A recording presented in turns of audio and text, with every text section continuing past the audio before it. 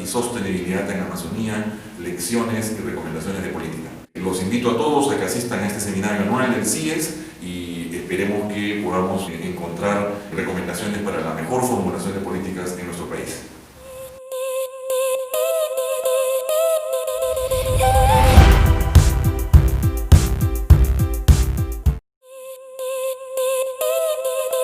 Es un gusto saludarlos. Soy Beatriz Chebolio, profesora e investigadora de Centro PUC. Los invito a participar de las actividades académicas del seminario que está organizando el CIES en este año. Vamos a presentar en este seminario la investigación que hemos venido desarrollando sobre los factores que influyen en el acceso, en la participación y el progreso de las mujeres vinculadas a carreras de ciencia, tecnología e innovación. Los invitamos a participar para poder compartir los hallazgos de nuestra investigación.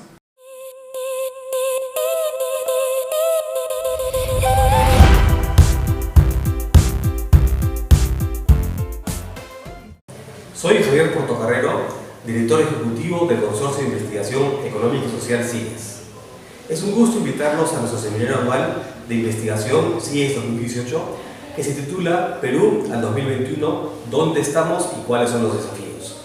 Se desarrollará del 5 al 8 de noviembre. Nuestro seminario contará con 24 eventos públicos y mesas de investigación. La conferencia magistral estará a cargo de Xavier Lavandeira, experto mundial en cambio climático de las Naciones Unidas. Asimismo, tendremos 5 grandes eventos públicos sobre temas clave de actualidad nacional. 1. Transparencia, ética y corrupción. 2. Violencia de género. 3. Minería, gobierno y sociedad civil hacia los ODS, los Objetivos de Desarrollo Sostenible. 4. Desarrollo sostenible al 2021. Y 5. Investigación y políticas públicas. También tendremos la exposición de 30 investigaciones recientes en 13 mesas temáticas. Y por último, contaremos con intercambios académicos entre colegas de Europa, Canadá y del Perú. En los últimos 10 años han expuesto en nuestro seminario anual 7 premios Nobel, un presidente, 54 ministros o viceministros, así como destacados expertos internacionales y líderes de la empresa, los medios y la sociedad civil. Para inscribirse, por favor, use el siguiente enlace.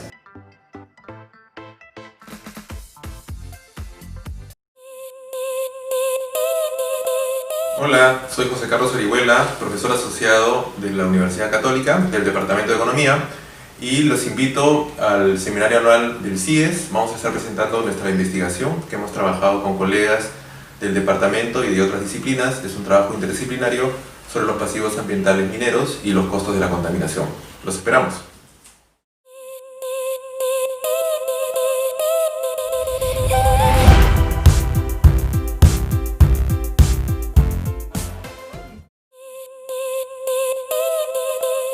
Hola, soy Nicolás Domínguez, asistente de investigación en GRADE, y quiero invitarlos al seminario anual que realiza el CIES, donde estaré presentando el trabajo La Escuela reproduce las desigualdades, segregación entre salones de clase.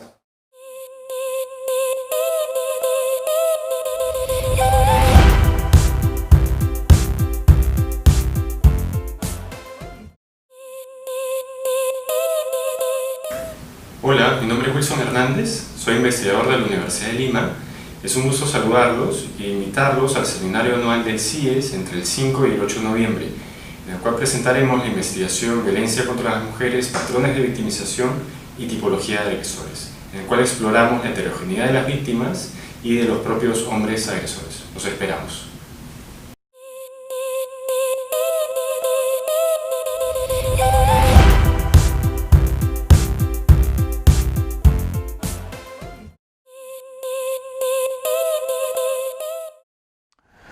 Hola, soy Xavier Lavandeira, catedrático de Economía de la Universidad de Vigo, y este año tengo el placer de impartir la conferencia inaugural del Seminario Anual de Investigación CIES. La conferencia versará sobre los desafíos del cambio climático. Han pasado muchas cosas durante estas últimas semanas, meses. Hemos tenido grandes olas de calor en el hemisferio norte. Tenemos nueva evidencia académica que nos indica que este problema es muy preocupante, más de lo que pensábamos. Han concedido un premio Nobel de economía a uno de los grandes expertos sobre estas cuestiones, y tenemos el nuevo informe del IPCC sobre 1,5 grados que también nos indica la urgencia de actuar. En mi conferencia me voy a referir a todas estas cuestiones, pero por supuesto voy a hablar de por qué se ocasiona este problema, qué efectos tiene y cómo podemos gestionarlo a través de políticas públicas. Cómo funciona la concertación internacional, los acuerdos internacionales, en particular el Acuerdo de París, y qué expectativas tenemos para que sea exitoso. Y también, por supuesto, voy a hablar de cosas en las que he trabajado mucho estos años, en cómo la Católica del Perú y organizada en el marco de nuestro Seminario Anual de Investigación 2018 CIES. Nos acompaña hoy en la moderación José Rodríguez, quien es economista de la PUC, con estudios de posgrado en la PUC de Río de Janeiro, Penn State University y la PUC del Perú. Es doctor en Economía, profesor principal y jefe del Departamento de Economía en el periodo 2014-2017 y 2017 hasta el 2020. Es miembro del Comité Asesor de Medición de la Pobreza del INEI, enseña los cursos de microeconomía en la especialidad de Economía en la Facultad de Ciencias Sociales y en Estudios Generales Letras. Sus áreas de investigación son Economía de la Educación, Economía Laboral y Economía del Bienestar. Buenos días, José, la mesa es tuya.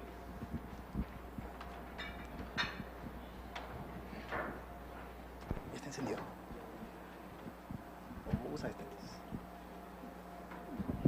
Gracias. Gracias, buenos días. Disculpen la demora en empezar el evento, temas logísticos. Muchas gracias por estar con nosotros en esta jornada. Estoy gratamente sorprendido de la cantidad de personas asistiendo a esta mesa.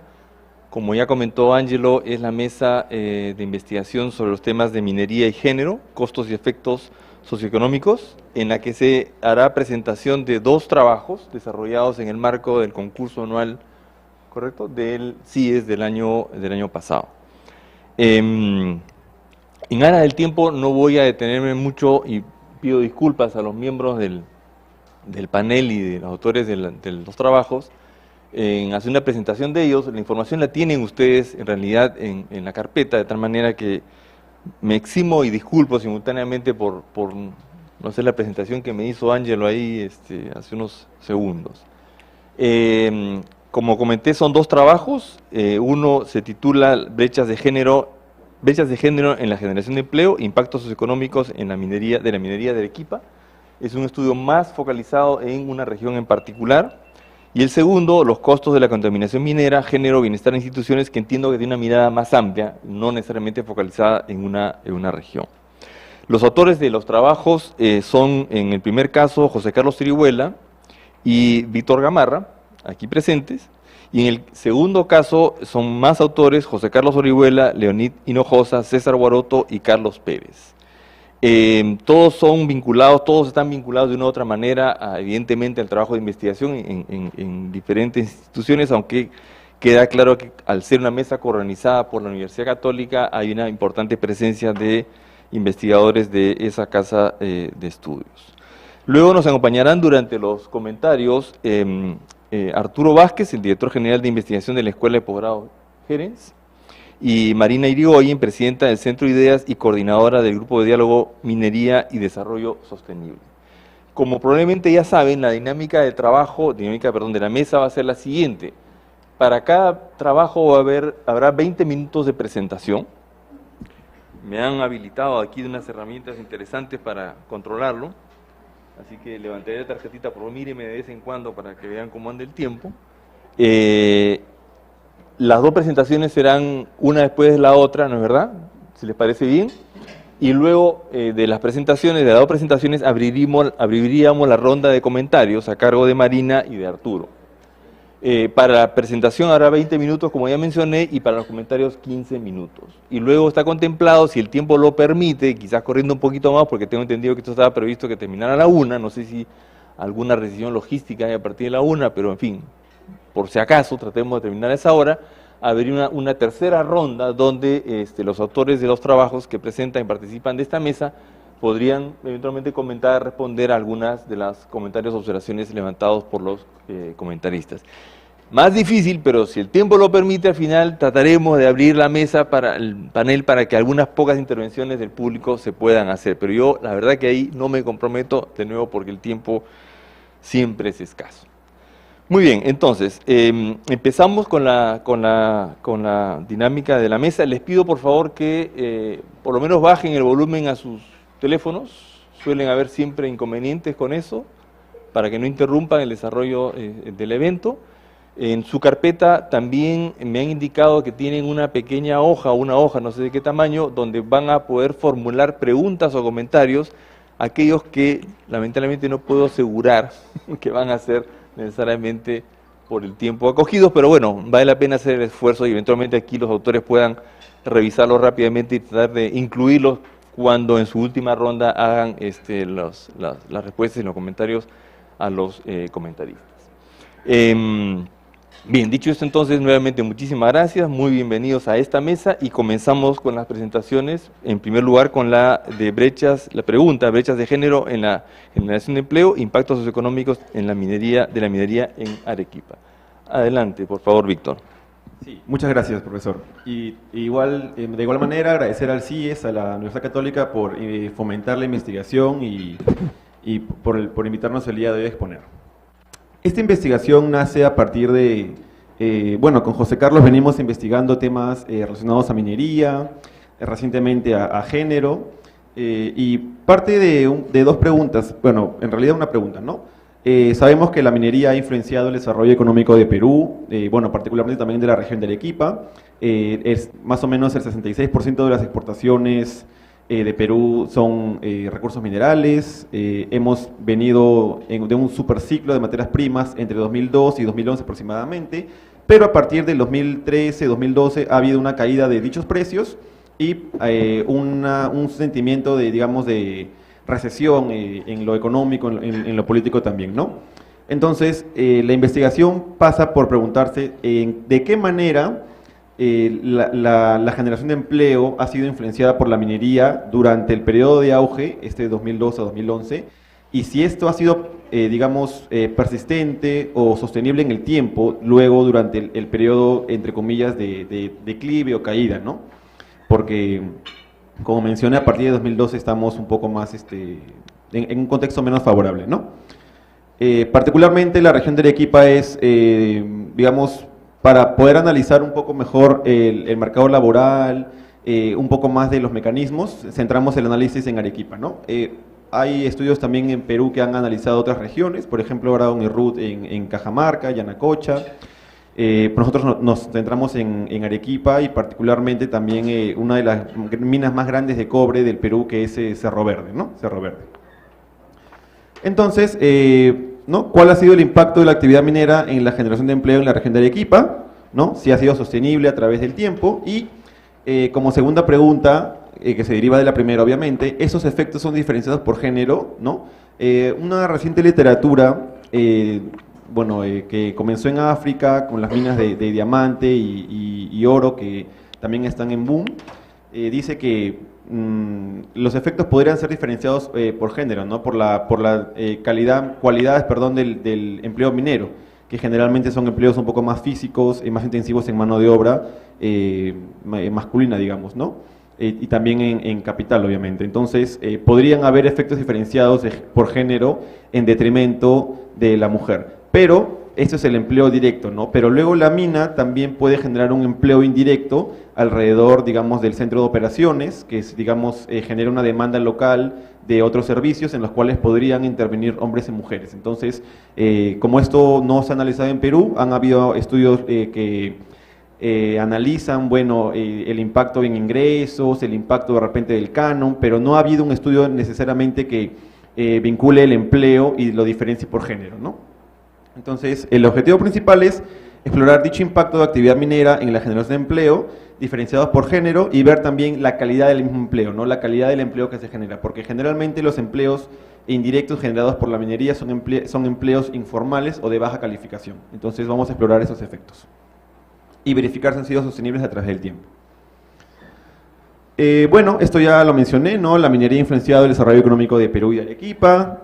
Hay investigación, hay un antecedente de esta investigación en Arequipa, Nolasco y Figueroa en el año 2014, también financiados por el CIES, analizan, digamos, cómo la infraestructura generada por la minería beneficia a la población, ¿no? ¿En qué sentido? En el sentido de repente de creación de carreteras, infraestructuras, servicios básicos, entre otras cosas, ¿no? Y encuentra también, explora brecha de género, encuentra que en promedio los hogares dirigidos por varones tienen una mayor probabilidad de acceder a esos servicios que hogares manejados por mujeres, ¿no? Entonces, como antecedente este estudio, y nuestra, digamos, propuesta novedosa es que estamos incluyendo el periodo de declive, porque los estudios anteriores, podemos decir de repente este de Nolasco y Figueroa, otro como el de Loaiza y Regolini, que estudia minería y pobreza, otros como el de Escobal, analizan el periodo de auge, ¿no? De 2002 a 2011, 2012. Entonces, esta es la primera investigación, digamos, que está abordando el periodo de declive y ver si esos efectos son sostenibles, ¿no? Un poco de contexto, vean aquí digamos, la evolución del PBI en la región de Arequipa. Vemos que el PBI minería tiene un salto increíble a partir de 2004-2005 que comienza el auge, ¿no? Pero a partir de 2012 tiene un declive, ¿no? De igual manera la producción de cobre, ¿no? Tiene un auge y luego parece que un declive. Esto es la producción de cobre y oro, ¿no? Porque también Arequipa produce un poco de oro, y particularmente la de Cerro Verde, ¿no? Cabe resaltar que a partir de 2016 y 2017 ha habido un repunte de los precios internacionales y parece que hay un nuevo auge, pero a falta de datos, tanto de encuestas de hogares como de otros datos, no analizamos ese periodo, ¿sí? Estamos centrándonos hasta el 2015, que es el último año que se reportó caída de los precios y bueno, como aquí lo ven, ¿no? Bueno, esto es un mapa de Arequipa. Esto es de Nolasco y Figueroa, ¿no? Que son los que identifican los distritos productores de materias primas, ¿no? Tenemos distritos mineros de cobre, plata, oro, plomo, ¿no? Y nosotros, bueno, no diferenciamos por mineral porque sería un poco de difícil porque hay minas que están muy juntas, ¿no? No estamos explorando el efecto de la minería, de la gran minería, digamos, ¿no? Este es un gráfico un poco más, focalizado a las zonas, digamos, donde hay minería, ¿no? Entonces, las zonas mineras son definidas como 20 kilómetros a la redonda, ¿no? de una mina grande, ¿no? Este 20 kilómetros, bueno, es una medida arbitraria que nosotros después exploramos a 15, 25, un poco jugando con la distancia para ver si los efectos se mantienen, ¿no? Y efectivamente se mantienen. Bueno, el marco teórico ya lo mencioné brevemente en la introducción, ¿no? La expansión minera, bueno, y este boom, digamos, de minerales, se trata como un shock de demanda local, ¿no? Es decir, la mina genera demanda de mano de obra, de insumos intermedios, y absorbe esto de la población local, ¿no? Se genera un shock de demanda que puede generar empleo dependiendo de los eslabonamientos productivos. Si los eslabonamientos productivos en la región son fuertes, va a generar demanda de mano de obra calificada, no calificada, de servicios de la misma localidad. Si los eslabonamientos no son tan fuertes, esto puede no darse y pueden traer de repente mano de obra calificada o insumos intermedios de otros lugares, ¿no? En Cajamarca, estudios, bueno, aparte del de Aragón, también Curamoto, ven que toma la forma un poco más de enclave, ¿no? Que no hay mucho eslabonamiento con la economía local, aunque sí genera incrementos de ingresos. Pero no quiere decir que necesariamente genere empleo, es distinto. Por eso este trabajo se centra en el empleo generado más allá de los ingresos. Podría ser que otros sectores se perjudiquen, digamos en la literatura le llama Dutch disease, por un tema del tipo de cambio que podría afectar de repente el empleo en agricultura, manufacturas, que son también, digamos, sectores productivos alrededor de la mina. Y esto, ¿no? Esto que habíamos mencionado, ¿no? Que las mujeres, en el caso, bueno, del ámbito rural, digamos, ¿no? En el caso en el que el hombre sea el beneficiado con el incremento de la demanda de mano de obra, podría darse que las mujeres no ingresen al mercado laboral, ¿no? Si el ingreso laboral del varón es alto, la mujer podría salir del mercado laboral, ¿no? Generalmente, ¿no? Cuando a una persona, un varón, jefe de hogar, empieza a ganar más, le dicen, no, ¿sabes qué? Quiero que te quedes con los hijos o digamos que estés en el hogar. Y bueno, ese es uno de los efectos que podrían darse, ¿no? El otro es que se genera un efecto de sustitución, que las mujeres puedan beneficiarse de que el varón está dejando de trabajar de repente en el sector agricultura, sector servicios, y vaya a trabajar a la mina, y este vacío, digamos, ¿no? Este vacío es compensado con empleo femenino, ¿no? Las mujeres pueden beneficiarse ingresando al sector servicios o comercio. Es un efecto de sustitución en la mano de obra, ¿no? Entonces, este tipo de marco teórico es el que se analiza, digamos, en África, y recientemente lo estamos trayendo a Perú a ver qué es lo que sucede en la región de Arequipa. Bueno, y el efecto final va a depender de la estructura social y de eslabonamientos productivos. Nuestras hipótesis son que la minería en Arequipa contribuye con poca generación de empleo en hombres y mujeres, siendo el impacto en el empleo femenino mucho menor en términos de calidad, ¿no? Del formal, digamos, ¿no? Que recibe beneficios laborales, y también en términos de ingresos, ¿no? Y segundo, el impacto de la minería en el empleo e ingreso no ha sido sostenible a través del tiempo. Partimos de estas dos hipótesis y vamos a testearlas, ¿no? A ver si se cumplen o no. De la metodología, bueno, voy a ser un poco breve en esto. Lo que tenemos que entender aquí es que trabajamos con dos metodologías. Con un modelo a nivel de distritos, ¿no? Trabajamos con los censos de población y vivienda que nos permiten digamos, una mirada de toda la población en un determinado momento de tiempo. No son como 3 fotografías. Tenemos el censo de población y vivienda del año 93, antes del boom, antes del auge minero.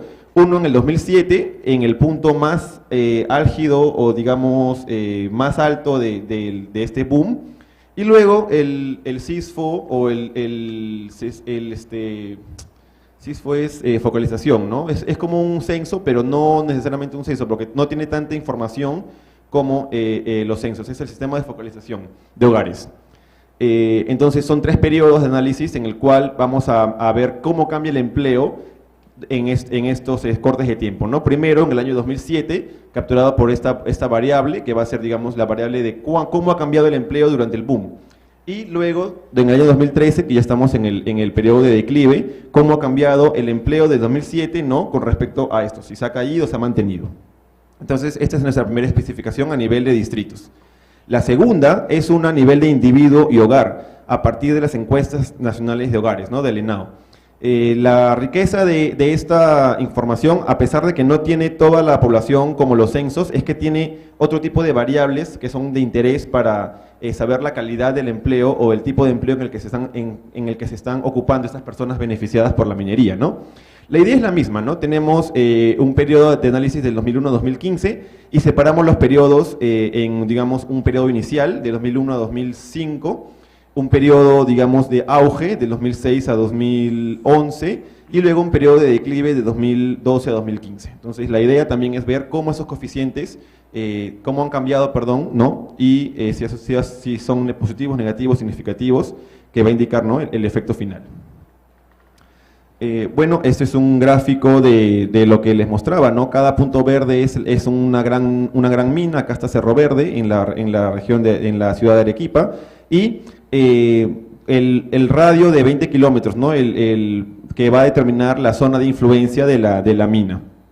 Entonces, la estrategia de identificación es comparar los distritos o personas o individuos que estaban afectados por la mina, compararlos con esas personas o distritos que están lejos de la mina, ¿no? Bajo la hipótesis de que en la ausencia de minas hubieran seguido la misma tendencia o los mismos resultados en empleo, en ingresos, etc. Esta es la comparación, ¿no? La evaluación de impacto. Este es un gráfico, bueno, no se ve tan bien, pero nos muestra la riqueza de los datos, ¿no? Estos puntitos de aquí son los hogares de la encuesta nacional de hogares. Están georreferenciados y nos permiten calcular la distancia hacia los puntos hacia los puntos o centros mineros, ¿no?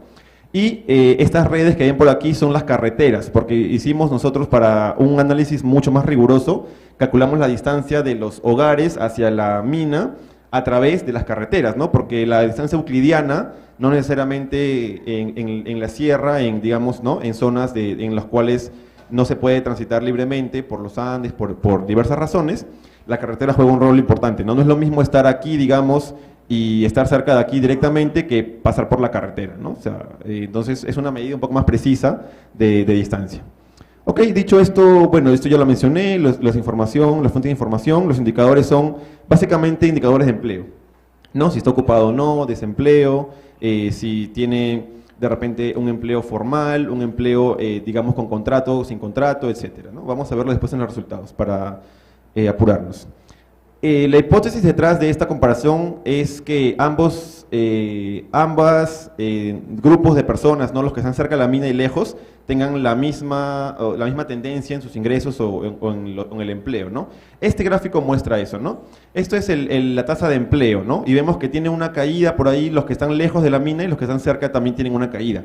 Durante el periodo de boom, parece que los que están cerca tienen un incremento, ¿no? Un cambio en la tendencia. Y después del boom, parece que siguen una tendencia un poco distinta. Pero esto es lo importante, ¿no? Antes del boom se nota, acá también en ingresos, se nota que sigue la misma tendencia. Eso es un punto a favor de nuestra especificación, que la justifica, digamos, ¿no?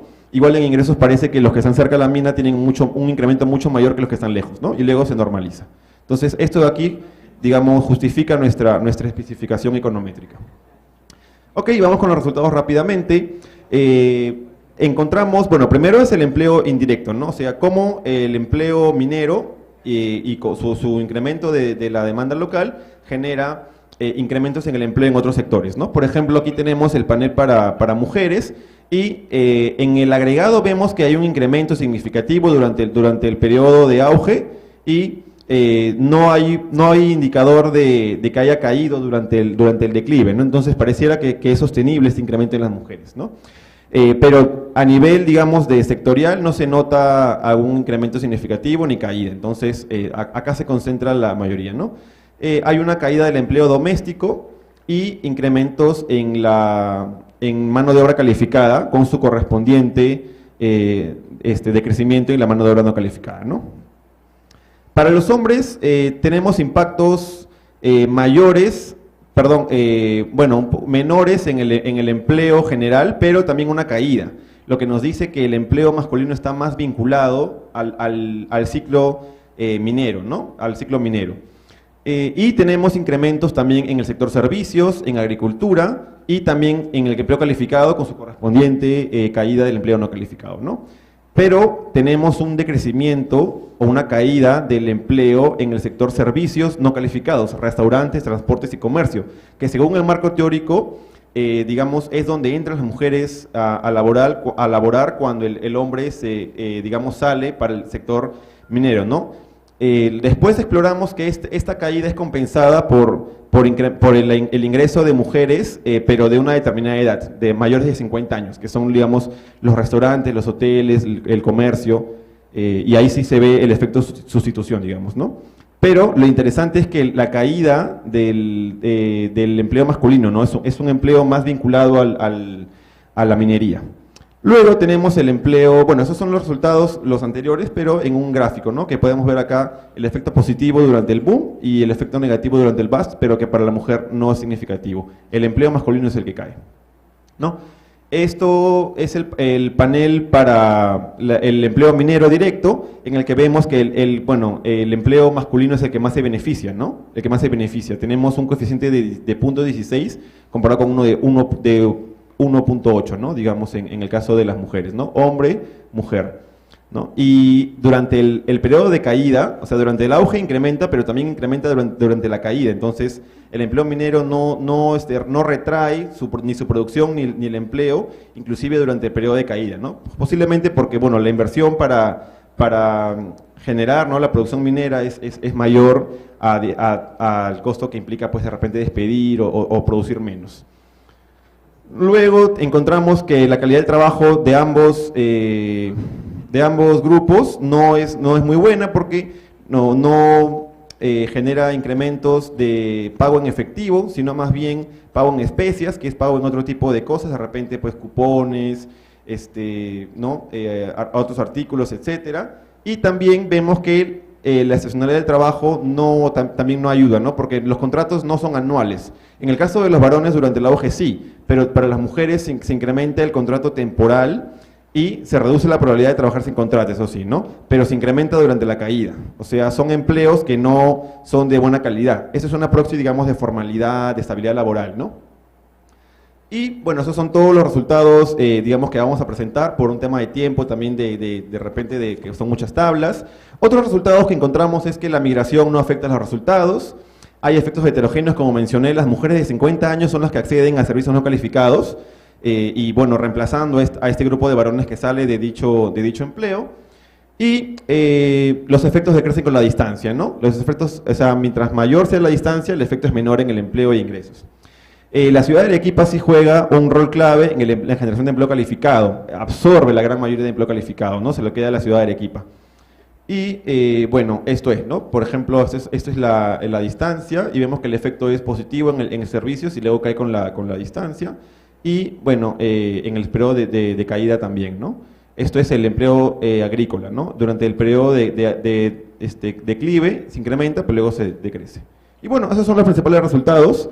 A nivel de distrito corroboramos estos efectos, ¿no? No hemos hecho mucho más allá de eso. Y los resultados, bueno, efectos cíclicos heterogéneos entre hombres y mujeres, impacto en el empleo de hombres fue mayor y significativo en servicios de agricultura, el empleo de hombre es más proclive al ciclo de la mina, y el empleo femenino mejora en el sector servicios, pero es un empleo de baja calidad, ¿no? Es un empleo de baja calidad y también dependiente del ciclo minero.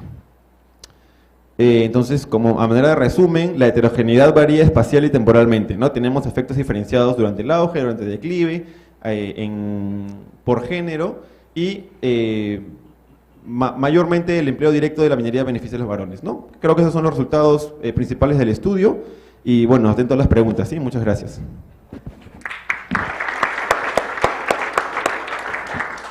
Muchas gracias, Víctor. A continuación, de manera inmediata, entonces la presentación de José Carlos. Muchas gracias. Gracias. Igualmente, agradecer nuevamente al CIES por la oportunidad de hacer la investigación y de poder presentar los resultados y poder conversarlos. Vamos a tratar de ir rápido para dar tiempo a los comentarios y al intercambio con la sala. Este es un tema, el primer tema que presentábamos con Víctor era el del empleo y diferenciación en género para una región, y acá queríamos trabajar el tema de la contaminación minera, entrando desde los pasivos ambientales, ¿no? Digamos, es un tema, una preocupación que tenemos como investigadores, el tema de la contaminación.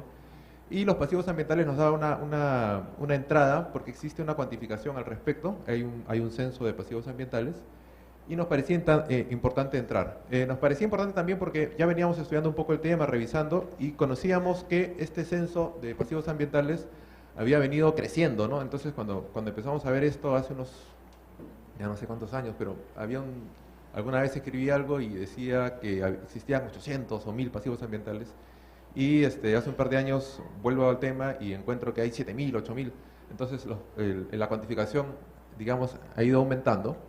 Y digamos un poco la preocupación viene por el lado de qué se hace al respecto. O sea, tienes un aparato estatal que aprende a cuantificar con sus limitaciones un fenómeno ecológico, social, los pasivos ambientales mineros, y sin embargo no es un tema de discusión pública, ¿no? No es un tema que conversemos, que leamos en los periódicos o que tengamos de repente investigación al respecto.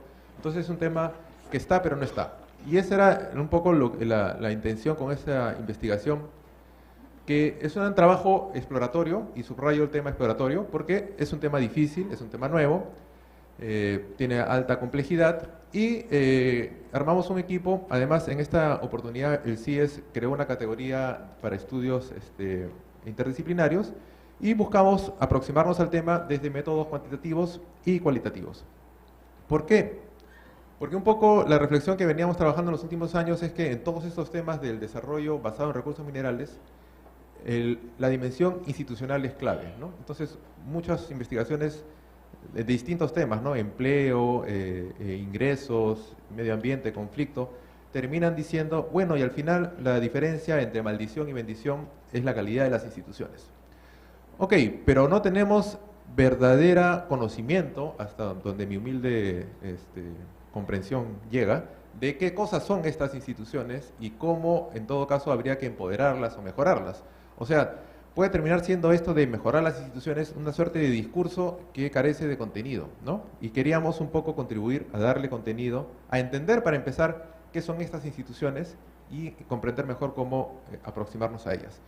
A raíz de tener esta preocupación por la dimensión institucional del tema ambiental, ¿no?, comprendíamos que había que entrar con métodos mixtos porque, por un lado, está digamos, el trabajo econométrico, cuantitativo, nos permite tener alguna aproximación, una fotografía grande de grandes variables, relaciones, pero luego para entender qué instituciones importan y cómo cambian, habría que hacer un trabajo cualitativo. Entonces, esa es un poco la introducción y la motivación detrás de un trabajo que, como decimos, es exploratorio, que tiene entradas metodológicas mixtas y que comprendemos que el fenómeno de por sí es complejo, ¿no? O sea, una cosa es que exista o no contaminación, otra cosa es que esta contaminación afecte o no el bienestar ambiental de un sistema ecológico, de, digamos, de los seres humanos en particular, ¿no? Entonces puede haber contaminación y los impactos no se ven o no son percibidos o no son considerados como importantes por quien es sujeto de ese impacto. Entonces, hay distintas dimensiones que van añadiendo la complejidad del tema. Aún así, pensábamos que era importante hacer el ejercicio, aproximarnos y ver un poco qué nos dan tanto los números como la aproximación cualitativa. Digamos entonces que la pregunta grande, ¿no?, era si esta cercanía a pasivos ambientales mineros tiene impactos, si podríamos rastrear impactos, identificar impactos en salud humana y en agricultura. Y por el lado institucional, preguntarnos, digamos, está este mapa de pasivos ambientales, esta identificación de pasivos ambientales. La pregunta es, ¿qué institucionalidad ambiental, ¿no?, hemos ido creando como país para lidiar con este problema? Sabemos que existe un conjunto de reglas de juego formales, leyes, regulaciones, que están ahí. Nuestra pregunta es si estos son instituciones de papel, entre comillas, ¿no? O sea, son reglas de juego que están en el papel, pero que no necesariamente implican lo que es la definición de instituciones, ¿no? Instituciones se supone que son creaciones humanas que dan forma a la conducta humana. Ok. Pero si una creación humana, una regla de juego, no da forma a nada más que la regla de juego, termina siendo una institución de papel, algo que no tiene porque no hay esta capacidad de hacer cumplir, ¿no?, o no hay estos intérpretes de repente, y esta era un poco la motivación, y identificar qué cosas se había construido a nivel subnacional para lidiar con este problema, ¿no? Y bueno, encontrábamos un vacío en la literatura en general. Estos temas, existe una literatura grande de maldición de los recursos, pero la dimensión ambiental dentro de esta problemática es pequeña. El tema de los pasivos ambientales también no es un tema que haya causado mucho trabajo. Y en contraste a este vacío de la literatura y a esta escasa discusión pública, encontrar que hay 9.000 pasivos ambientales mineros identificados, ¿no? Entonces, con eso empezamos, y este es el mapa de pasivos ambientales mineros, que evidentemente podemos construir estos mapas porque existe la información hoy, ¿no? Entonces, esto ya de por sí es un avance. O sea, sabemos que hay pasivos ambientales mineros. Pero hay un conjunto de limitaciones con esta identificación de pasivos. Una de las que hemos tenido que lidiar en el trabajo es que digamos, la cuantificación de qué, la definición de qué es un pasivo ambiental termina siendo pues algo complejo. Digamos, el grado de riesgo de este pasivo ambiental o el impacto negativo potencial de este pasivo ambiental es difícil de identificar, y es algo con lo que hemos tenido que lidiar en el trabajo. Y un poco una de las razones por las cuales buscamos ser, digamos, precavidos en el tipo de conclusiones a los que arribamos, porque lidiamos con un problema de calidad de datos en el punto de partida. Entonces, la hipótesis es que la cercanía a los pasivos ambientales mineros estaría correlacionada con problemas de salud y con baja productividad agropecuaria. Esa sería, digamos, la hipótesis para el trabajo cuantitativo. Y para el trabajo cualitativo, que la institucionalidad ambiental subnacional para la gestión de los pasivos ambientales es más bien débil comparado a la institucionalidad formal, ¿no? O sea, tienes una muy fuerte sistema de reglas de juego formales y más bien un muy débil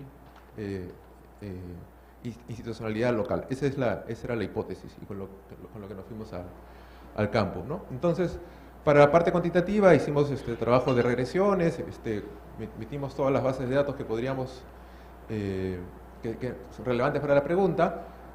Para el trabajo cualitativo, lo que hicimos fue trabajar en dos, diríamos, clústeres de pasivos ambientales, ¿no? En Hualgayoc y en Cerro de Pasco. Identificamos que son regiones importantes dentro de la problemática de los pasivos ambientales mineros, y nos fuimos a hacer trabajo de campo allá, a hacer entrevistas a actores claves de la sociedad civil, del gobierno subnacional, tanto del municipio como del gobierno regional, de actores claves para identificar cómo es el proceso de gestión de pasivos ambientales mineros, de qué trata, y buscar rastrear, ¿no? Identificar y rastrear cuáles serían las instituciones importantes en el campo. O sea, más allá de lo que dice la regla de juego formal, qué cosa encontrábamos en Hualgayoc, en Cerro de Pasco. Para la sección cuantitativa de análisis estadístico usamos los PAMs georreferenciados, los hogares de las encuestas de NAO y ENDES, calculamos la distancia entre hogar y los PAM y sus respectivas altitudes, ¿no? Porque un tema importante en esta discusión es, ¿no? Como planteaba un poco Víctor en lo que presentaba, el mundo no es plano, y particularmente en el tema de pasivos ambientales es muy relevante dónde están los pasivos, ¿no? Si están en la parte alta, en la parte baja. Entonces no es solamente la distancia, sino respecto a la ubicación dentro de una cuenca hídrica, ¿no? Entonces la altitud termina siendo un tema importante, y en fin, nos hemos aproximado de distintas formas en la parte cuantitativa. Para la cuestión cualitativa, hicimos, además de los casos, una comparación de los marcos normativos internacionales. Entonces nos fuimos a revisar las legislaciones de Bolivia, Chile, Colombia y Canadá para hacer una comparación del caso peruano con esas experiencias.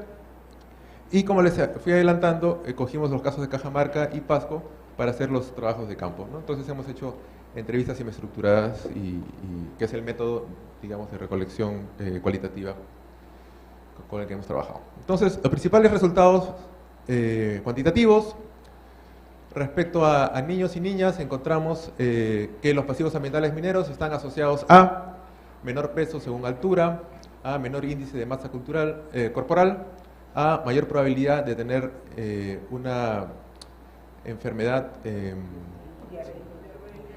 diarreica aguda. Muchas gracias.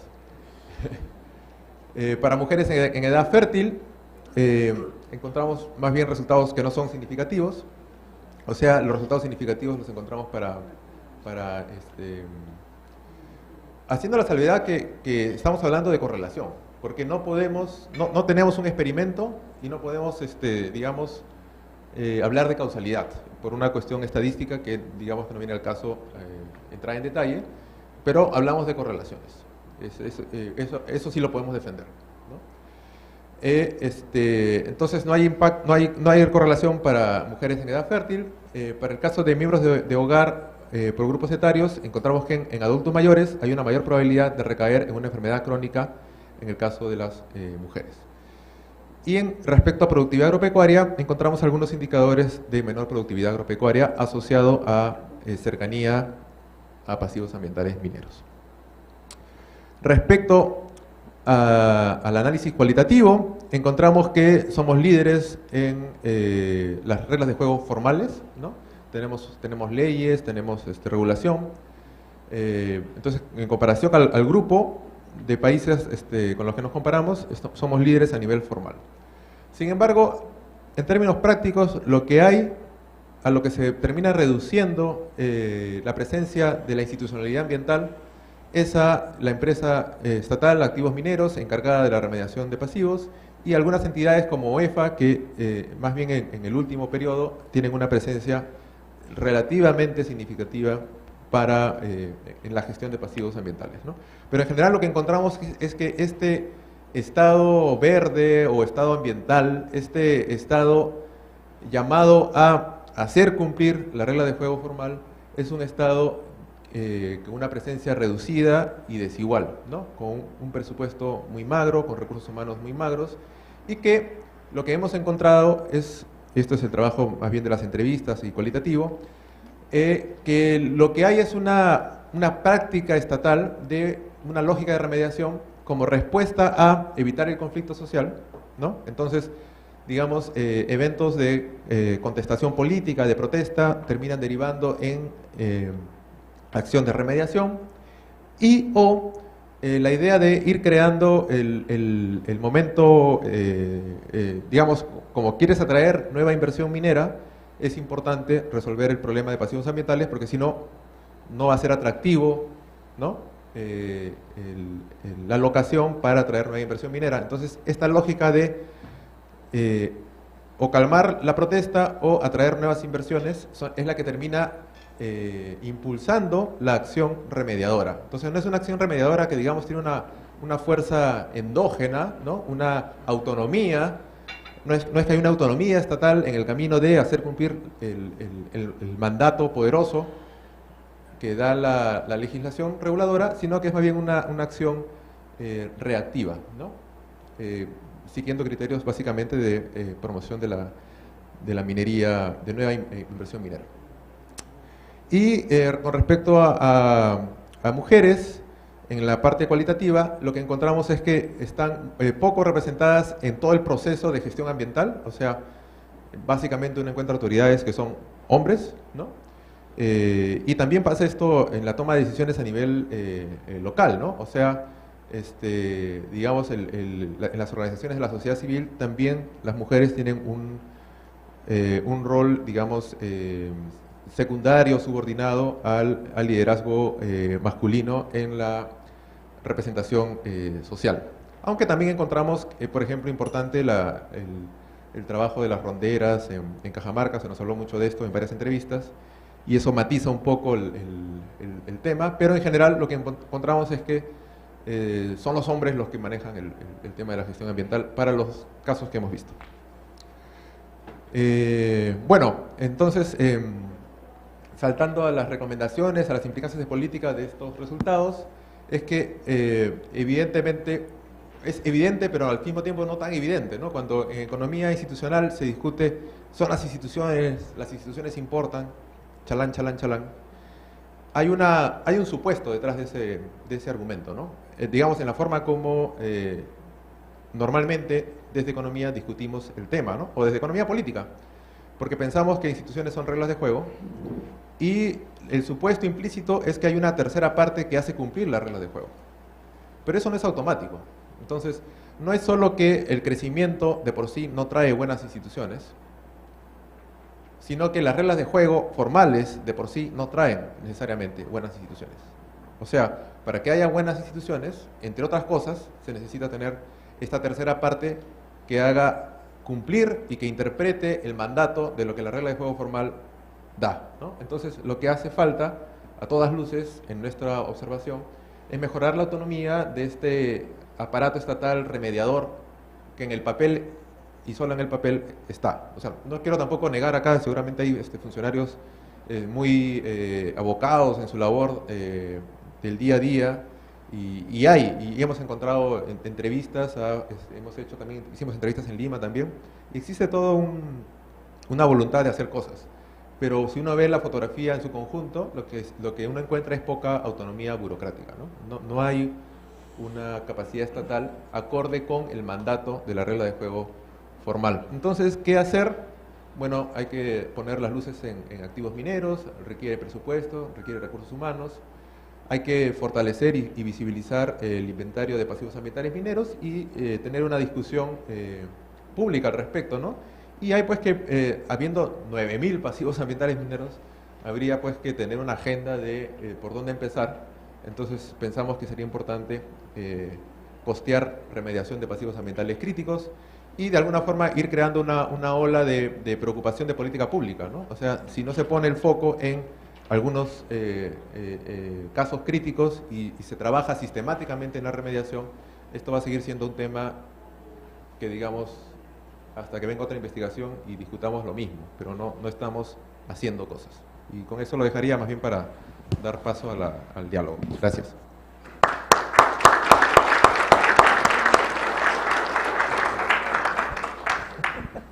Gracias, José Carlos. Bien, entonces pasamos a los comentarios. Marina, por favor. Buenas tardes, ya casi realmente muy interesante poder comentar un tema como es minería y género, donde los estudios específicos son pocos, son escasos, pero además complejos de abordar. En las cifras generales, cuando vemos las cifras que el Ministerio de Energía y Minas presenta, señala que no más del 5%, y esto es una cifra que se da en muchos países, en Chile creo que estaba en 8%, es la participación femenina en la industria minera en general, o sea, en términos más que nada de trabajadoras en las empresas. Y en otros estudios más aproximativos también se ve lo limitado que es la participación de la mujer en las actividades de enganche, las actividades secundarias. Estos estudios, particularmente el primero, refuerza lo que expuso Víctor, esta situación. Yo tendría ahí algunos comentarios, ¿no? Se hace un estudio en 2 escenarios, lo cual es muy importante, porque una cosa es cuando estamos en el boom, otra es cuando cae, y se atreve el estudio a interrogarse, bueno, realmente vamos a tener el mismo efecto, llegando a la conclusión que, como es característico en nuestra sociedad, las más afectadas son las mujeres cuando hay una caída del boom minero. Y sin embargo nos dice Víctor y el equipo que aún así hay un un sector de mujeres, las de mayor edad, las de 50 para más, que logran conservar sus actividades, su empleo, porque bien claro es que no ve ingresos, sino su empleo, en actividades secundarias, ¿no? Y que se defiende mejor que los hombres. Acá yo tengo la interrogante si es que ha sido posible que analicen las características de esas zonas donde han hecho el estudio en términos de la realidad local. Es decir, sabemos que en general en los espacios rurales, que es donde se ubica la minería, las mujeres tienen menos educación, menos calificación, etcétera. Entonces es normal, entre comillas, que las mujeres estén menos calificadas, tengan menos oportunidades para empleo, salvo quizás como maestras, que es la gran oportunidad que han tenido las mujeres rurales. Pero en otros espacios, generalmente las mujeres estamos relegadas. Esto es una tendencia, entonces, en esas localidades. ¿Cuál sería la particularidad del caso de los entornos de la minería? ¿Seguiría la tendencia en ese sentido o qué? Otro elemento que señala Víctor es que el empleo en general no es sostenible en el tiempo. Esto es una constatación también de los procesos mineros. Sabemos que la minería es intensiva en mano de obra en la etapa de la exploración, y una vez que llega a la explotación, la tecnología reemplaza a las personas y por lo tanto disminuye el empleo para los hombres, para las mujeres y también para los proveedores.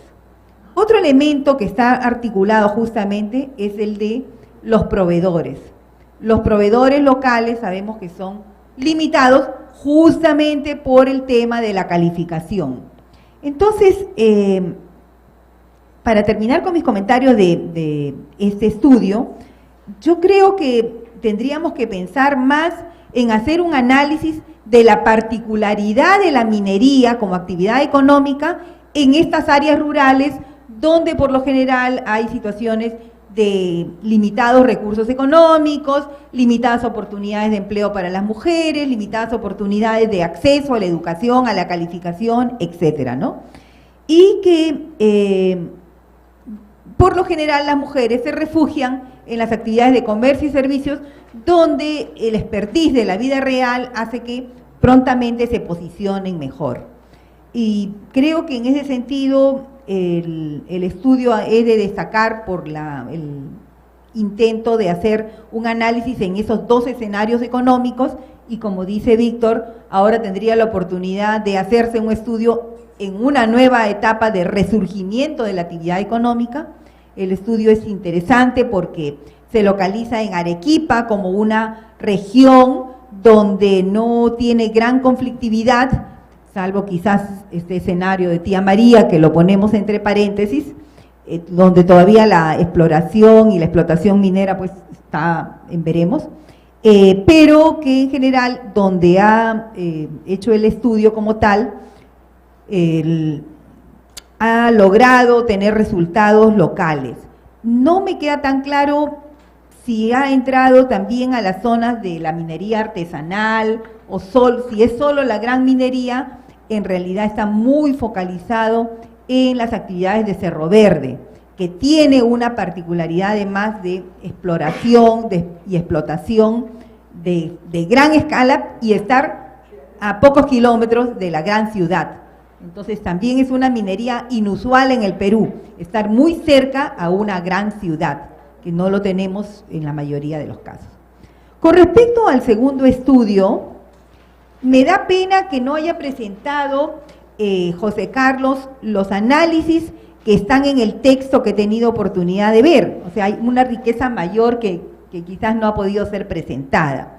Y uno de los elementos que dan mucha riqueza es la visión de las personas, de los habitantes de estas poblaciones, en los espacios donde hay pasivos mineros, pasivos ambientales mineros.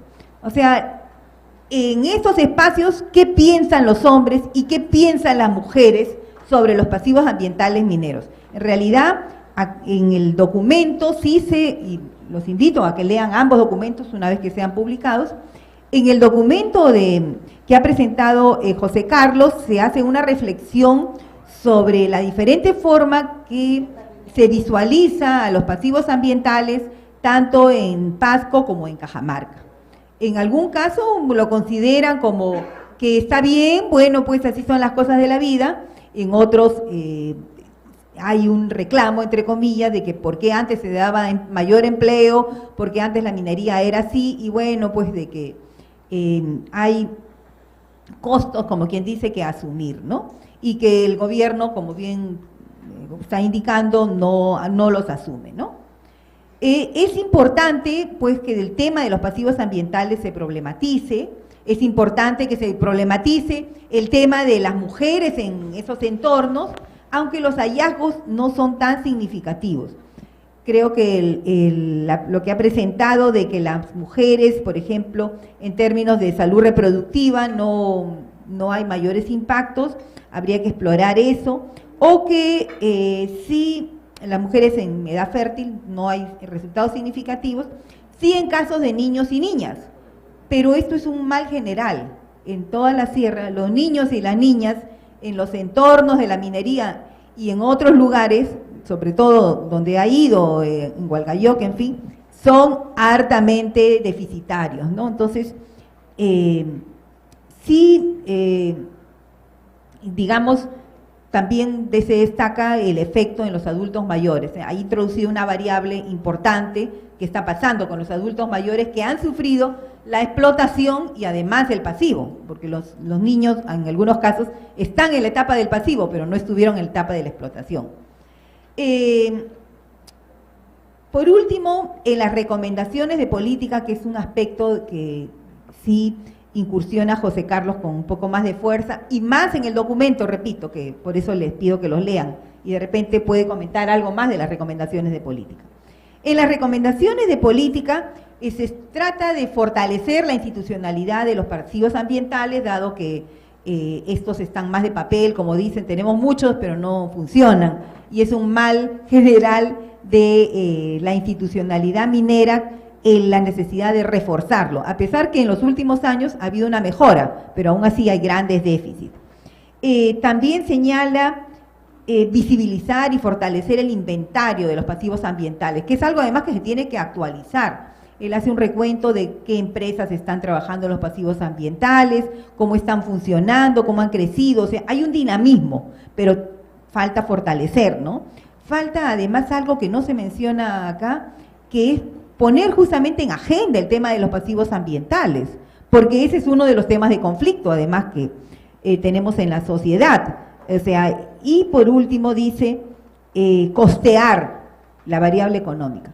Pero las recomendaciones, particularmente las que ha presentado acá, sobre el tema de género, no hay ninguna.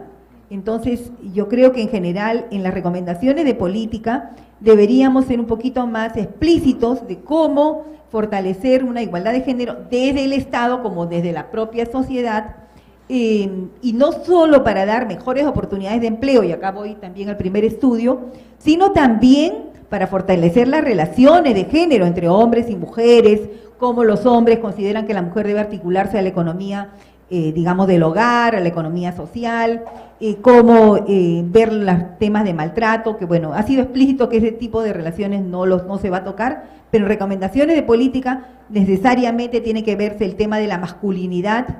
Entonces, ahí habría que darle un poco más de vueltas a el tema de recomendaciones de política en lo que se refiere a igualdad de género, ¿no? O sea, es un tema nuevo, atrevido, pero bueno, hay que dar algunos otros pasos y el propio CIES seguramente va a seguir trabajándolo adelante. Gracias.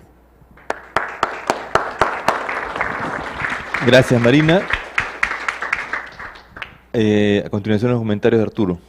Muchas gracias, José, por el pase, y también felicitar a los autores por estos muy buenos trabajos que están atacando temas que no se han estudiado mucho en el Perú, lamentablemente, ¿no? Que uno es el asunto de las brechas de género y el otro el tema del costo de los pasivos ambientales. Yo he tenido oportunidad también de leer los documentos, ¿no? Me han parecido bastante interesantes. En realidad, en el primer trabajo hay un intento de encontrar esta medición de las brechas salariales en la minería, ¿no? Es cierto, a nivel mundial, la empleabilidad de las mujeres en el sector minero, según información del Instituto Internacional de Minería, es de solamente 7% en agregado. Es muy poca la penetración de la mujer en minería, y hay una serie de factores, ¿no? En primer lugar, hay un tema que encuentra este instituto interesante, ¿no? Que hay una poca participación de las mujeres en estudios universitarios en temas de ciencias de la tierra, ¿no? O sea, yo vengo de estudiar un posgrado en una escuela de minas, ¿no? Y ahí la cantidad de mujeres que vienen a estudiar minería, ¿no? Era muy poca. Yo me acuerdo que en una clase de 30 ingenieros mineros solamente habían 4 mujeres. Y no es por un tema de que se les excluye, ¿no? Porque la Escuela de Minas de Colorado, donde yo vengo, es muy abierta, ¿no? Y premia la diversidad, sino que a veces las mujeres optan por otras disciplinas, ¿no? Entonces, al no haber tantas mujeres estudiando ciencias de la tierra, geología, ingeniería de minas, ingeniería metalúrgica, también las oportunidades de atracción son pocas, ¿no? A nivel del empleo calificado, ¿no? Es una tendencia mundial que han hecho esta agencia internacional del Consejo Internacional de Minería, ¿no? Pero también hay otro tema, ¿no? El tema también está en que la demanda de empleo en la minería se ha vuelto altamente calificada en los últimos años. Y a nivel local resulta un poco difícil encontrar esas calificaciones, sea para hombres o para mujeres, ¿no? Se requiere tener ciertas capacidades a nivel profesional y a nivel técnico, ¿no? Yo creo que la mujer puede tener un espacio de entrada a la minería si es que, ¿no? A nivel técnico ellas buscan entrar a estudiar, por ejemplo, temas de gestión de mantenimiento o temas de gestión de operaciones en institutos técnicos, porque la minera tiene un gran déficit de personal a nivel de lo que es la operación técnica, no tanto en la parte de ingeniería, donde ya tienen varias posiciones cubiertas. Pero un tema que me pareció interesante es ver esas diferencias salariales y diferencias de absorción de mano de obra en esta región, ¿no? Yo lo que creo ahí es de que la minería en realidad a lo largo del tiempo, y esto el estudio lo muestra, es que ha bajado la intensidad de uso de mano de obra, ¿no? Y se ha tecnificado mucho, como decía Marina, ¿no? Es más, hay intentos de varias empresas mineras en el mundo de querer automatizar al 100% la operación minera, ¿no? Por ejemplo, hay un caso de una mina de carbón en Australia que opera Río Tinto, que es totalmente automatizada. Solamente tienen personal en esa mina para mantenimiento y para seguridad.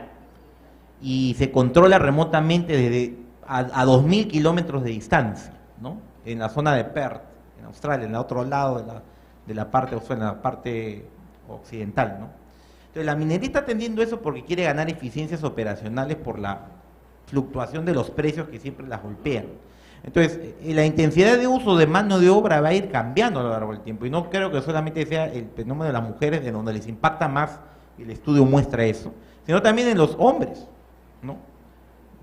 Porque la competencia que hay en el sector a lo largo de toda la industria minera se ha vuelto muy fuerte, ¿no? Y están las mineras compitiendo en costos. Entonces, yo creo que ese impacto que han descubierto en el trabajo, creo que se puede acrecentar aún más, ¿no? Pero no por un tema de absorción laboral, no por un tema del mercado de trabajo propiamente, sino porque las mineras están tendiendo a, número uno, electrificar toda su operación minera con volquetes eléctricos, explotando mejor la eficiencia del uso de la electricidad, pero también a robotizar las operaciones donde se pueda, ¿no? Y eso quita pues oportunidades de empleo. O sea, yo lo que creo es que la minería no va a ser un driver de empleo, yo creo, en unos 10 años, ¿no?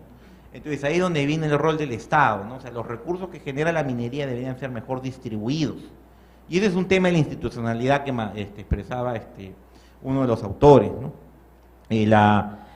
Por ejemplo, ¿no? Ellos mencionan una recomendación de política de que el Estado intervenga en el tema de las brechas salariales. Bueno, ya el Estado intervino, ¿no? Porque ha sacado una ley a fines del año pasado, que es la ley 3709, que prohíbe la discriminación salarial entre hombres y mujeres, y hay un reglamento que se aprobó este año, que es el 02-2018, es un decreto supremo. Ahora, ¿cómo implementamos ahora que SUNAFIL haga la fiscalización, ¿no?, de la diferencia de pagos? Ese es un reto, porque SUNAFIL es una entidad relativamente nueva, ¿no?, y que requiere fortalecimiento, no tiene un presupuesto sólido y no tiene grados de autonomía, ¿no? En eso yo estoy de acuerdo, ¿no? Pero, o sea, en papel hay institucionalidad, pero en la práctica el enforcement, la ejecución de las normas, se hace difícil, ¿no? Entonces yo creo que ahí el trabajo aporta bastante a mostrar evidencias, ¿no? Y están confirmando ya procesos tecnológicos que están pasando en la minería, ¿no? Y a nivel local la cosa se vuelve más complicada, porque a nivel local no hay las competencias que requieren las minerías. A nivel técnico, yo te digo, no te digo a nivel profesional, de ingeniero de minas o geólogo, sino a nivel de técnico, de operador de máquinas, por ejemplo. Entonces ahí es muy importante la entrada de los institutos tecnológicos, ¿no? Que no se ha discutido el tema de los institutos tecnológicos aquí. Pero hay participación de mujeres, por ejemplo, en Canadá, que van a estudiar 3 años, ¿no? Les puedo contar una experiencia, a escuelas tecnológicas, que le llaman los famosos, los centros de desarrollo tecnológico, y se capacitan en operar los tractores, los scoops que van a las minas subterráneas, o los piques, y todo el equipo de guisaje, ¿no? Eso hay, en Canadá se está dando eso, por ejemplo, pero en el Perú no tenemos formación tecnológica, pues, ese es el problema. Y de calidad, exactamente. Pues las poblaciones locales deberían tener entrenamiento en tema tecnológico. Y efectivamente el empleo cae en la etapa operativa, bastante, ¿no? Una mina, por ejemplo, una mina de mediana escala opera en el desarrollo de todo el proyecto con 5.000, 6.000 trabajadores en la etapa constructiva, y de ahí eso baja a 1.000 trabajadores, ¿no? Entonces yo creo que ahí el estudio está mostrando interesantes resultados, pero yo sugeriría ahí a los autores reforzar el tema de las recomendaciones de política y actualizar el tema de la ley de brecha de empleo, ¿no? Ahora, otra cosa que me preocupa del estudio, que deben haber otros factores que no están siendo controlados por el tema del R cuadrado, ¿no? Hay R cuadrados que son bajos, y eso debe estar explicando que hay otros factores que deben estar explicando las relaciones, ¿no? Bueno, respecto al segundo estudio, ya para ir terminando, es el costo de pasivos ambientales. A mí me parece un trabajo realmente muy desafiante entender la problemática de pasivos ambientales, ¿no? Yo he tenido la oportunidad de asesorar a la empresa Activos Mineros, ¿no?, el año pasado, justamente en cómo mejorar la gestión de ingresos de esta empresa estatal para poder tener mayores recursos y poder cumplir con el saneamiento de los pasivos ambientales. Ellos han priorizado 200 pasivos ambientales en Activos Mineros, de los 8.000 que mencionaba, ¿no? Y de esos 200 pasivos ambientales, les puedo comunicar que ya el Estado ha tomado una decisión fuerte el año pasado, porque se decidió a través del FONAFE, que es la entidad que gobierna Activos Mineros como holding, una transferencia presupuestal de 151 millones de soles para restaurar un pasivo ambiental de los más complicados que hay en el Perú, que es la desmontadora Excelsior en Pasco, ¿no? Ese es Ese es uno de los más grandes pasivos ambientales, ¿no? Eso ha sido la desmontadora, ¿cómo se llama? El reservorio de desmonte del Tajo Raúl Rojas en Pasco. Desde el año 56 se viene depositando material ahí y no se ha hecho nada. El Estado no ha hecho nada ahí, ¿no? Entonces, recién el año pasado se ha hecho esta transferencia presupuestal y que el gobierno tiene como objetivo sanear 79 hectáreas de pasivos ambientales, ¿no? Efectivamente, yo he leído en el trabajo de los autores, ¿no? Lo que me contaminan arriba cae hacia abajo, ¿no? En un lenguaje mucho más coloquial que no puedo repetir aquí, pero me pareció interesante la cita de lo que te comentaron en el estudio de caso, ¿no? Y es cierto, o sea, hay un efecto upstream, downstream, el pasivo está muy arriba y el pasivo tiene filtración de relaves o residuos tóxicos por la lluvia y eso baja por escorrentías hacia abajo. Y es una cosa bien complicada, ¿no? Y los pasivos ambientales son realmente el enemigo número uno del sector minero, ¿no? Porque son hechos hace muchos años y que el Estado no ha tratado, ¿no? Y los contratistas que operaban las minas ya se fueron. Lamentablemente muchos de esos contratistas era el Banco Minero, era Centromin, ¿no? Empresas estatales de hace muchos años. Es más, Activos Mineros se crea como un pedazo de Centromin, ¿no? Se constituye como un remanente de lo que fue Centromin antes que se privatizara, ¿no? Si conocen la historia de Activos Mineros, ¿no? Entonces ahí el tema del estudio es que muestra una correlación importante entre el pasivo ambiental y el tema de los impactos en salud y en bienestar. Me parece que es un esfuerzo heroico. En el Perú creo que vale destacar el trabajo, porque no han habido estudios cuantitativos, cualitativos del tema al nivel de lo que han mostrado los autores, ¿no? Pero el Estado ya está dando algunos pasos, como le digo, no es tan cierto que el tema esté abandonado, sino que Activos Mineros, como le digo, ha estado haciendo gestiones a través del Viceministerio de Minas, del Ministerio de Energía y Minas, para poder tener recursos monetarios. Otra cosa que se viene discutiendo a nivel de Activos Mineros es el tema de obtener una regalía de las mineras para hacer un fondo de remediación ambiental, ¿no? Eso es algo importante, ¿no? O sea, yo creo que de las regalías mineras que se pagan a la SUNAT debería destinarse un flujo, ¿no? De una tasa, no puedo decirles qué tasa podría ser ahora, pero un pequeño flujo para crear un fondo, un superfondo, ¿no? Como llaman los americanos, un superfund que empieza a remediar pasivos ambientales, ¿no? Como les digo, hay por ejemplo, otra gran obra que tienen la gente de Activos es el Delta de Upamayo, ¿no? Que es el lago Chinchaycocha, ¿no? Que ese es otro pasivo ambiental importante, ¿no? Entonces ahí el tema es, lamentablemente los autores no han podido llegar a una confirmación de algunas hipótesis por el estado exploratorio del trabajo, pero yo creo que es una línea de investigación importante y hay que acompañar al Estado en estos primeros esfuerzos serios de implementar una inversión en remediación ambiental, ¿no? Sobre todo porque Activos Mineros está proponiendo al Ministerio de Energía un plan decenal, un plan de 10 años para poder comprometer unos 400 millones de soles, ¿no? Que tienen que ser autorizados, ¿no? Activos Mineros no se financia realmente con recursos y es una entidad que tiene severas restricciones fiscales, pero creo que ahí el gobierno debería dar un apoyo más decidido. Ya lo está dando, pero creo que debería hacer más, ¿no? Y el asunto, ¿no? Para terminar, buenas instituciones definitivamente, ¿no? El tema de las instituciones es importante, ¿no? Yo creo más en el concepto de la maldición de los recursos, pero relativo, ¿no? Ocurre si es que las instituciones no son buenas, ¿no? Y hay evidencia, ¿no? Acemoglu y Robinson tienen un libro muy famoso de por qué fracasan los países. Hay un detalle de por qué los países no avanzan, y es el tema de desarrollo de instituciones, pero hay que ver qué instituciones fortalecemos. Eso yo creo que también es un tema que se revela en el artículo, porque, o sea, se pueden hablar de instituciones formales, pero hay que ver la institución real que está ejecutando, digamos, actividades de gobierno en una actividad determinada.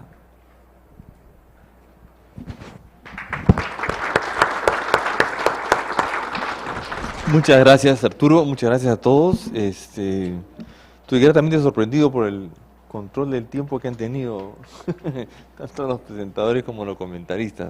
No he tenido que chamear mucho en ese aspecto. Había comentado en las carpetas hojas para hacer preguntas. A ver, Lo que pasa es que tengo que administrar el tiempo, como le digo. Entonces, si avisen muchas preguntas, no puedo. Si hubiesen ya preguntas formuladas en los formularios, los agradecería. ¿Ángelo? Ángelo. ¿Las preguntas? No hay preguntas. Ok, bueno, ¿quiénes quieren hacer una pregunta o un comentario? Por favor, levanten la mano. Muy bien, adelante, por favor. Dos. Ha sido profesor en la Universidad de Ingeniería y tiene la oportunidad de viajar por varios países. Tanto la Universidad de Ingeniería, San Marcos, la de Arequipa, existen damas, mujeres, mayormente se dedican a la docencia e investigación. He podido advertir también en Francia, España, en Canadá, justamente ayer había una geóloga, me alegra porque poco a poco está entrando. O sea, yo sugiero que la Universidad del Pacífico, que está, porque debe tener un mejor presupuesto, diferente a las universidades estatales, que se proyecte este tipo de, como base, que se proyecte a nivel nacional. Va a darse cuenta que es muy diferente la entrada de las damas, ¿no?, al campo de la ciencia geológica. Hablo de geología, mina, metalurgia, petróleo y otras anexos.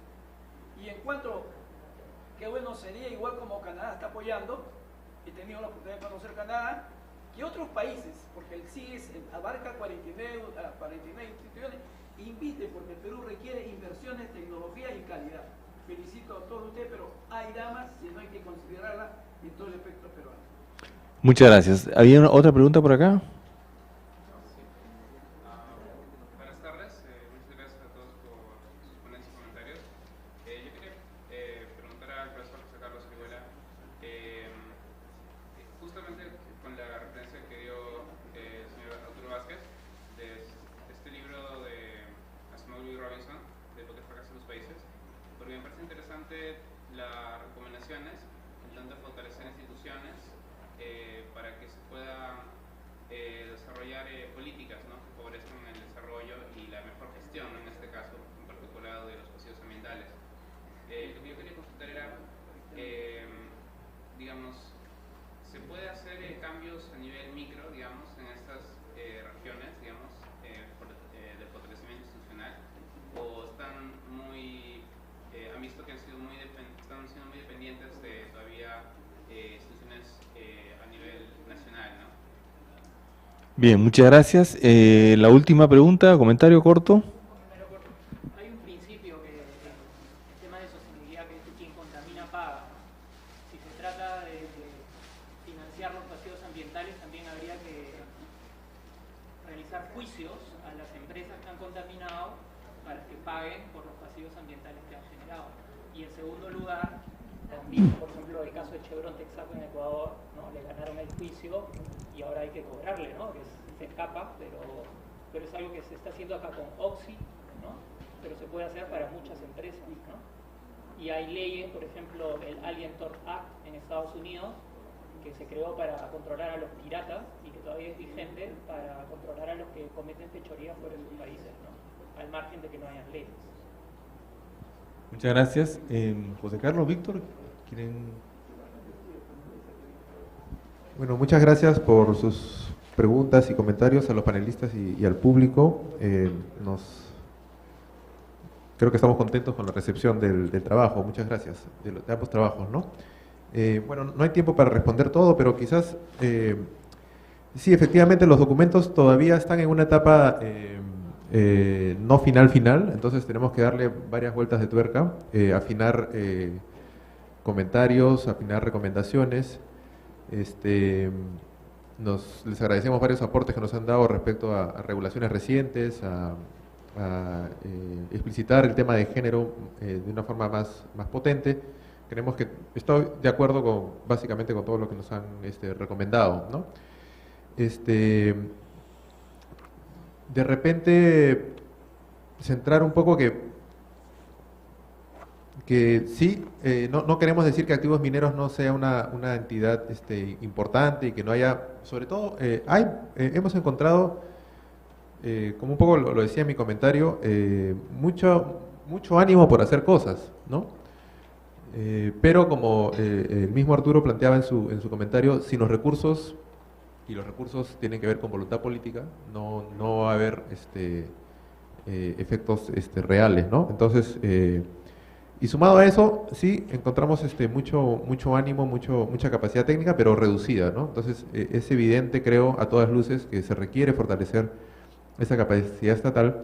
Y de repente esto lo vinculo al comentario sobre las instituciones y si el nivel subnacional tiene las instituciones correctas. Lo que venimos aprendiendo de lo que investigamos es que esto de instituciones, en realidad, demanda de parte de nosotros economistas tener más humildad y aprender un poco de lo que otras disciplinas han venido estudiando, ¿no? Creo que no hay, por ejemplo, en el libro al que tú refieres, el día de ayer tuvimos una actividad, todo ese tema de las instituciones está bien de moda, ¿no? Tengo un curso de economía institucional y tenemos 40 estudiantes inscritos, de ahí me vine, por eso llegué un poco tarde, las disculpas. Ayer tenemos un evento que se llama Sociales Lee y leíamos el libro de ¿Por qué fracasan los países? Y hoy día es convención para los economistas repetir esto, ¿no? Son las instituciones, pero creo que no sabemos en detalle qué son estas instituciones. Y si tú revisas un poco en detalle el libro, hay algunas nociones generales, pero no sabemos en detalle de qué van, ¿no? Entonces creo que sí, las instituciones importan, pero tenemos que investigarlas, porque tenemos como un discurso, las instituciones importan, bueno, hay que darle contenido, ¿no? Y un poco el trabajo refleja esa voluntad de darle contenido a este discurso, ¿no? ¿De qué va un poco la cosa? Sí, de igual manera, gracias por los comentarios, muy interesantes. De hecho, este trabajo, bueno, el trabajo cuantitativo que hemos hecho José Carlos y yo para Arequipa, tiene limitaciones, ¿no? Ciertamente tiene limitaciones. Por ejemplo, no hemos hecho un trabajo de campo, no hemos hecho, digamos, un esfuerzo extra de repente de entender cómo la población rural de Arequipa, digamos, reacciona ante las aperturas de minas, ante nuevas inversiones. Lo que sí puedo rescatar y comentar un poco al respecto es que presentamos este estudio en la Universidad San Agustín de Arequipa, ¿no? Donde también hubo representantes del gobierno regional, de la academia, del Ministerio de Economía y Minas local, ¿no? Y bueno, está claro que Arequipa es una región, digamos, exitosa en el caso minero, ¿no? No es lo mismo analizar Cerro Verde y la región de Arequipa que analizar Yanacocha y la región de Cajamarca, ¿no? Claramente eso digamos, no sesga los resultados, pero sí los tira para un lado, ¿no? Que digamos, encontramos efectos positivos para hombres y mujeres, pero claro, con la calidad de repente de las mujeres un poco menor o en detrimento de los hombres. Entonces, de repente habrá que pensar cómo se puede materializar, digamos, estos resultados en otro tipo de zonas, de repente analizar, ¿no? Estamos con José Carlos pensando de repente analizar toda la región de la sierra, como también han hecho en otros trabajos, pero tiene limitaciones, ¿no? Otra limitación también que me mencionaron justamente ahí y me vuelve a mencionar usted es el tema de la minería artesanal, ¿no? Que últimamente en Arequipa está cobrando bastante presencia, genera mucho dinero, pero poco, digamos, eslabonamiento, ¿no? Porque es una minería más intensiva en mano de obra y también muy contaminante. Entonces, este trabajo está solamente orientado, digamos, a analizar la gran minería, las grandes minas, bueno, siguiendo la definición del Ministerio de Energía y Minas, ¿no? Que tiene una lista ahí de cuáles son las grandes minas y su georreferencia. Entonces, no estamos abordando el tema de minería de una manera completa, digamos, como nos gustaría, ¿no? Por un tema también de déficit de datos, también difícil de ubicar ese tipo de minería, ¿no? Por otro lado, comparto los comentarios del colega que con referencia al cambio tecnológico, ¿no? Estos resultados se basan en minas, digamos, que ya están operativas. Entonces, no podemos distinguir la etapa de exploración y la etapa, digamos, de explotación, ¿no? Es un tema ahí que no lo hemos contemplado.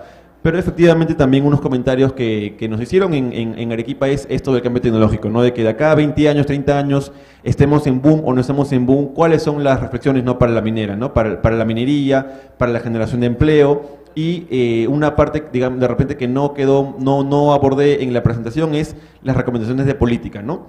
Que son, bueno, en colaboración con otros ministerios, de repente Ministerio de Trabajo, Ministerio de Producción, seguir con una agenda de diversificación productiva, ¿no? De fortalecer otros sectores que tienen digamos, oportunidades en productividad, en empleo, como recientemente se quiso hacer en el Ministerio de la Producción, fortaleciendo agroindustria, fortaleciendo el sector forestal, también el sector acuícola, que ofrece mucha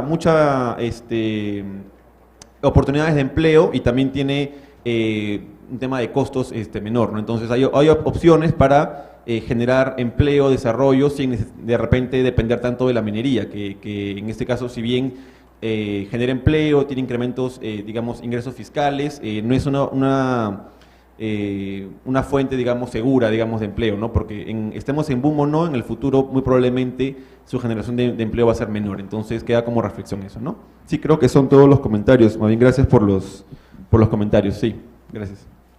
Bien, muchísimas gracias. Gracias a Víctor, a José Carlos y a los autores que no están presentes aquí por esta interesante mesa, gracias al trabajo que ellos han realizado. Gracias a Marina y a Arturo por los comentarios también, y evidentemente a ustedes por habernos acompañado durante esta jornada. Tengan un buen día.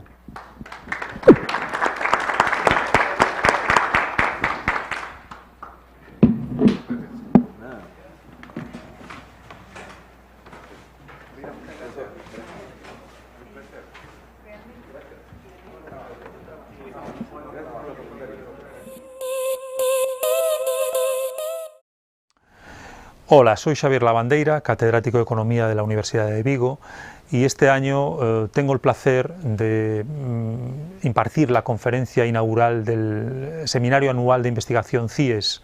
La conferencia versará sobre los desafíos del cambio climático. Han pasado muchas cosas durante estas últimas semanas, meses. Hemos tenido grandes olas de calor en el hemisferio norte. Tenemos nueva evidencia académica que nos indica que este problema es muy preocupante, más de lo que pensábamos.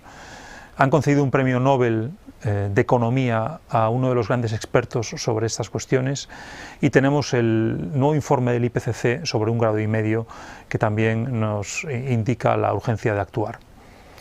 En mi conferencia me voy a referir a todas estas cuestiones, pero por supuesto voy a hablar de por qué se ocasiona este problema, qué efectos tiene y cómo podemos gestionarlo a través de políticas públicas. Cómo funciona la concertación internacional, los acuerdos internacionales, en particular el Acuerdo de París, y qué expectativas tenemos para que sea exitoso. Y también, por supuesto, voy a hablar de cosas en las que he trabajado mucho estos años, en cómo la política climática europea nos da lecciones positivas y no tan positivas que pueden ser utilizadas en otros lugares del mundo. Y acabaré reflexionando para Perú sobre impactos y sobre todo diseño de políticas y estrategias para intentar reducir las emisiones. Como economista, mi mensaje va a ser claro: es fundamental que alineemos los incentivos económicos para solucionar este problema. Los precios sobre el carbono deben jugar un papel fundamental.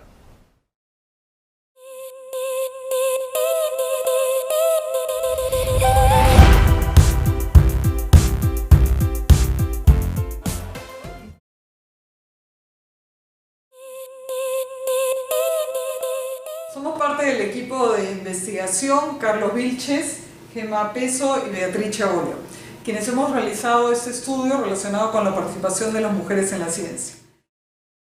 Las mujeres solo representan el 32% de las egresadas en carreras vinculadas a CTI. En este estudio nosotros hemos evaluado 4 poblaciones realmente importantes. En primera instancia, a las estudiantes escolares de los últimos 2 años de secundaria, a las estudiantes universitarias de su último año de carrera, a las docentes universitarias vinculadas a la ciencia y la tecnología y a las profesionales de la ciencia.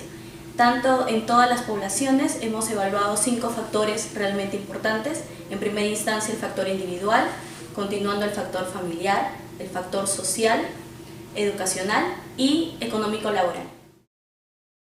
Hemos encontrado que lo que más influye en el ingreso y permanencia en carreras de CTI es la fuerza de voluntad, lo que se conoce como la capacidad de agencia, seguido el apoyo familiar para que las mujeres desean iniciar y continuar una carrera en ciencia, tecnología e innovación. Otro hallazgo importante tiene que ver con la falta de una cultura científica respecto en la educación escolar, tanto en la educación básica como en la educación secundaria. Esto nos hace proponer un cambio en lo que viene a ser la definición del concepto de alfabetismo.